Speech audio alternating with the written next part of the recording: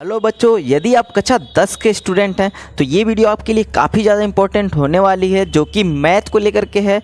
प्रश्नावली 11 से इसमें हम दिए गए त्रिभुज के समरूप त्रिभुज की रचना किस प्रकार से करते हैं, ये सारी चीज़ें आज हम सीखेंगे। इसमें बहुत सारी ऐसी चीज़ें बताई गई हैं जो कि आपने इसके पहले कहीं भी ना सुना होगा, ना ही कहीं पढ़ा होगा। इसमें बहुत ही शॉर्ट ट्रिक में हम इसको किस तरह से लगाते हैं वो बताएंगे। रचना के चरण किस प्रकार से लिखते हैं वो भी बताएंगे। वो क्या गलतियां हैं जो बच्चे रचना के चरण लिखने में कर देते हैं जिससे उनके नंबर कम आते हैं, वो सारी चीज़ें इसमें डिस्कस करेंगे। ये आपके एग्जाम में 5वां या 6वां क्वेश्चन होने वाला है, उसमें से ये आपको 4 या 6 नंबर में ये क्वेश्चन आ सकता है, इसलिए इसको पढ़ना बहुत ही ज़रूरी है। एक क्वेश्चन इस तरह का आपके एग्जाम में आना 100% श्योर है। तो चलिए सबसे पहले हम इसमें एक एग्जाम्पल ले लेते हैं, इसके थ्रू हम सॉल्व करेंगे। तो सबसे पहले इसमें हम एग्जाम्पल देखते हैं कि एक दिए गए त्रिभुज ABC के समरूप एक त्रिभुज की रचना कीजिए जिसकी भुजाएं दिए गए त्रिभुज की संगत भुजाओं की 3/4 हो, अर्थात इसमें स्केल गुणांक जो दे रखा है वो 3/4 है। यानी जो हम देखते पहले क्या है, पहले इस 3/4 को अगर हम ध्यान से देखें तो ये 1 से छोटा होगा। अगर हम 3 में 4 से भाग दें तो 1 से कम आएगा, मतलब जो हम त्रिभुज बनाएंगे वो हमारे दिए गए त्रिभुज से क्या होगा, छोटा होगा। अगर यही स्केल गुणांक 5/3 या 5/4 होता, यानी इसको भाग करने पे 1 दशमलव कुछ आता, यानी 1 से बड़ा अंक आता, तो वो जो त्रिभुज हम बनाते नया त्रिभुज वो इस दिए गए त्रिभुज से बड़ा बनता। तो ये पॉइंट आप नोट कर लीजिए। जब भी आपका स्केल गुणांक जब ये 1 से छोटा है भाग देने पे, तो हम जो त्रिभुज नया बनाएंगे वो हमारे दिए गए त्रिभुज से छोटा बनेगा। अगर यही स्केल गुणांक हमारा क्या हो, 1 से बड़ा है भाग देने पे, तो जो हम त्रिभुज बनाएंगे वो दिए गए त्रिभुज से क्या होगा, बड़ा बनेगा। तो सबसे पहले आपको कैसे एग्जाम में क्वेश्चन को सॉल्व करते हैं, सबसे पहले वो चीज़ जानेंगे।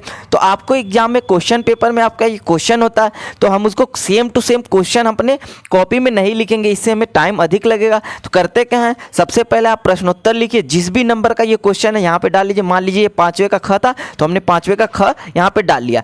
यहाँ पे गैप थोड़ा आप दीजिएगा, यहाँ पे जगह कम होने के कारण इस प्रकार लिखा गया है। तो उसके यहाँ से थोड़ा सा नीचे, यानी एक लाइन नीचे आप लिखेंगे सॉल्व। उसके बाद सॉल्व में ये लिखेंगे, इसके जस्ट नीचे दिया है, क्या दिया हुआ था क्वेश्चन में, जो दिया हुआ था एक त्रिभुज ABC जो कि हमें दिया हुआ है।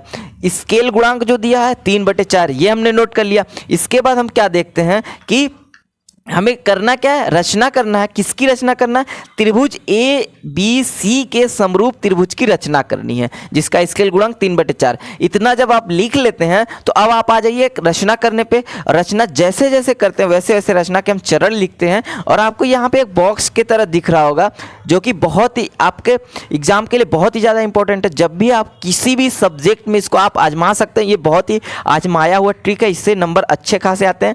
जब भी आप फिगर बनाइए किसी भी सब्जेक्ट में, तो उसको ऐसे चारों तरफ से एक बॉक्स में ऐसे एक आउटलाइन बना दीजिए बॉक्स की तरफ, जिससे वो फिगर बहुत ही अट्रैक्टिव लगता है। और जब एग्जामिनर आपकी कॉपी जांचता है तो आपको बहुत ही अच्छा नंबर देता है, क्योंकि आपको पता है एग्जाम में सारे बच्चे क्वेश्चन को हल करते हैं और सबको नंबर देना होता है। तो वो एग्जामिनर जैसे ही आपकी कॉपी देखेगा तो आपकी कॉपी थोड़ी अलग होगी। जब आप किसी से अलग करेंगे तभी आपको नंबर अच्छा आएगा, तभी आप टॉप कर सकते हैं। अगर आप क्या करेंगे, जैसी भीड़ हमारी करती है, भीड़ की तरह ही आप चलते जाएंगे, अलग नहीं कुछ करेंगे, तो आपको भी वही नॉर्मल मार्क्स मिल जाएंगे, आप भी एग्जाम 10 पास कर जाएंगे। टॉप करना तो भूल ही जाइए। तो अगर इस प्रकार से आप लिखते हैं तो आपके एग्जाम में बहुत ही अच्छे मार्क्स आएंगे, इसकी हम गारंटी देते हैं। तो जहाँ भी फिगर हो वहाँ पर ऐसे आउटलाइन चारों तरफ से हमें बना देनी होगी। तो चलिए सबसे पहले हम इसको ड्रा करने के लिए स्टेप जान लेते हैं। सबसे पहले क्या करना है, सबसे पहले आपको एक त्रिभुज दिया गया था ABC, तो आप एक त्रिभुज की रचना कर लीजिए कुछ इस प्रकार से ABC।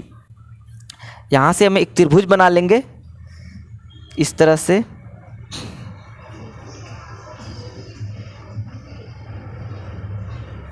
ये कुछ त्रिभुज इस प्रकार का है हमारा, ये हमें दिया गया था इसलिए हम इसको एक ड्रॉ कर लेंगे। अपने मर्जी से आप किसी भी माप का त्रिभुज बना सकते हैं। तो त्रिभुज ये है A B और C, ऐसे आपको एक त्रिभुज बना लेनी, ये आपको दिया गया था, इसके बस ये कर लिया गया।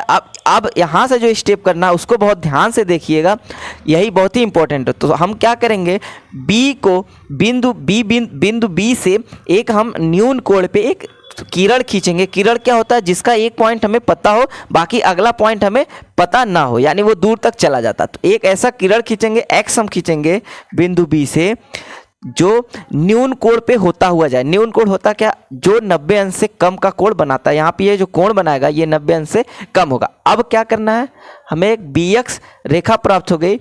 बी एक्स को हमें अब इसको डिवाइड करना है, कितने बराबर भागों में डिवाइड करना है। तो जब आप एक किसी रेखा को विभाजित करते थे तो जो उसमें अनुपात देता था, जैसे 3/4, 5/6 इस तरह का अनुपात होता था, तो उसमें हम उसको जोड़ लेते थे। बट जब त्रिभुज का जब हम क्वेश्चन हल करते हैं तो जो अनुपात दिया जाता है, यानी जो स्केल गुणांक होता है, उसमें जो बड़ी संख्या होती है, बड़ी संख्या क्या है इसमें 4, 3/4 में जो 4 हमारा क्या है, बड़ा है।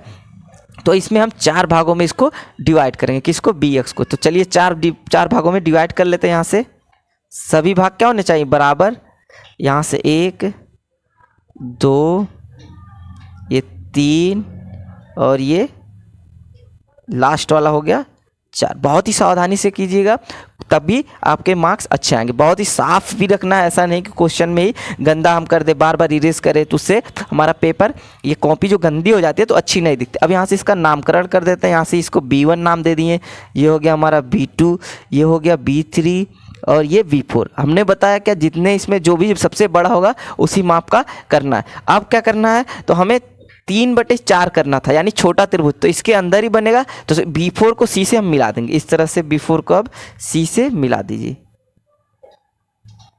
ये B4 जो है वो C से मिल गया। अब नेक्स्ट स्टेप क्या है, जैसे हम रेखा को डिवाइड करने के लिए अब 3 दिया हुआ था, यानी 1, 2, 3। अब यहाँ से एक रेखा पर इसके B4 C के समांतर एक हम लाइन खींचेंगे, जिससे हमारी जो BC है वो 3 संबंधित 4 में डिवाइड होगी।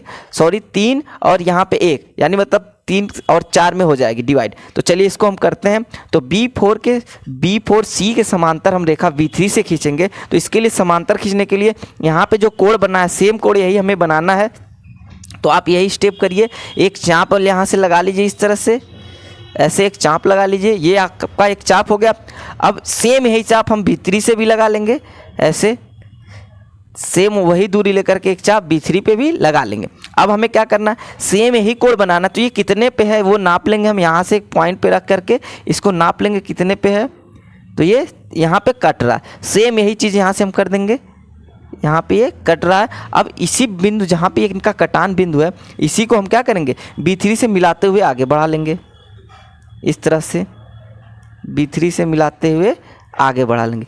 अब ये जिस पॉइंट पे काटता है इस पे भी हम एक नाम दे देते हैं C'। इस पे क्या नाम दे देते हैं, C'। अब क्या करते हैं, अब सेम प्रोसेस, यहाँ से आपने इसको 3 और ये पूरा क्या हो गया 4 में डिवाइड हो गया। तो अब यहाँ से भी हम C और A से एक समांतर रेखा C' से खींचते हुए A तक ले जाएंगे। चलिए देखते हैं, उसको भी सेम यही प्रोसेस करना है। सेम इस तरह से हम क्या करेंगे, सबसे पहले एक इस पे चाप लगाएंगे और वही C से भी वही चाप एक लगा देंगे। ये कुछ इस प्रकार से हो गया। अब क्या करनी है, अब सेम यही कोण देखना हमें कितने अंश का था। तो यहाँ से इसको करेंगे, जितना ये कोण बना रहा है वही कोण लेकर के हम, ये कुछ इस प्रकार से इतना था, यहाँ से भी हम इतना इस पे मार्किंग कर लेते हैं। तो सेम कोण बन जाएगा। अब इसको C' से इसको मिलाते हुए आगे जब हम बढ़ा देंगे तो क्या होगी, हमें CA के समांतर एक रेखा प्राप्त हो जाएगी कुछ इस प्रकार से। तो हमें एक CA के समांतर एक रेखा प्राप्त हुई। इस पे A पे बिंदु, हम इसको बिंदु का नाम दे देते हैं A', जो AB को A' पे काटती है। तो अब हमें त्रिभुज मिल गया। क्या मिल गया, A', B और C'।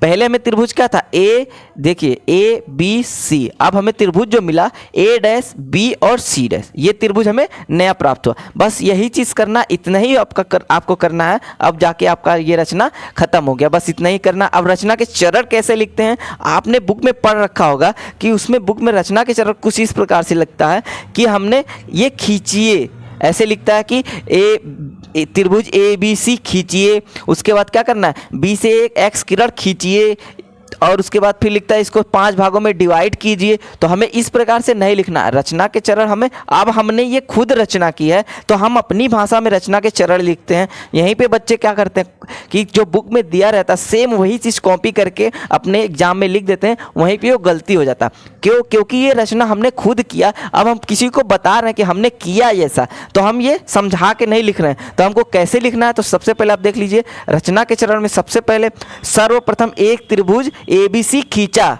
क्योंकि ये हमने खुद किया। ABC खींचा, बिंदु B से न्यून कोण बनाते हुए, यहाँ से बिंदु B से न्यून कोण बनाते हुए त्रिभुज ABC यानी त्रिभुज ABC के बाहर की ओर एक किरण X खींचा।